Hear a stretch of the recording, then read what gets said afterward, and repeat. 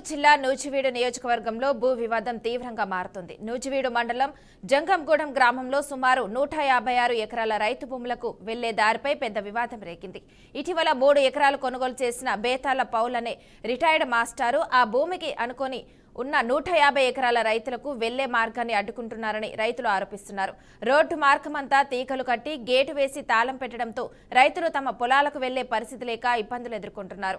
ఈ విషయాన్ని రైతులు పీసీఆర్ఎస్లో సబ్ కలెక్టర్కు ఫిర్యాదు చేశారు. దీనిపై స్పందించిన సబ్ కలెక్టర్ స్వయంగా పొలాలను పరీక్షించి తగిన న్యాయం చేస్తామని హామీ ఇచ్చినట్లు టీడీపీ నేత అశోక్ తెలిపారు.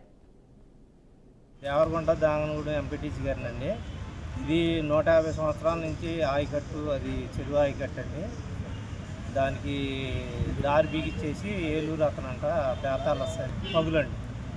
అతను గేట్లు బిగిచ్చేసి ఎల్లనని మొత్తాన్ని అడ్డం తిప్పి తిప్పించేస్తున్నారండి. దాని గురించి మేము సబ్ కలెక్టర్ గారికి కార్యక్రమం ఇచ్చామండి. దాని గురించి వచ్చి సబ్ కలెక్టర్ గారు ఎంపై వచ్చి మేము సాల్వ్ చేస్తాం. ఆ దోమనే ఇప్పుడు అతను మూసేసిన దోమనే రఘునాథ స్వామి గొల్లపల్లి దేవస్థానం రఘునాథ స్వామి భూములు ఉన్నాయండి. 4 ఎకరాల వచ్చింది. దానికి కూడా అదే దోమ, ఆ దోమనే వెళ్ళాలండి. అదేమంటే అదే నేను కౌలుకు చేస్తున్నాను.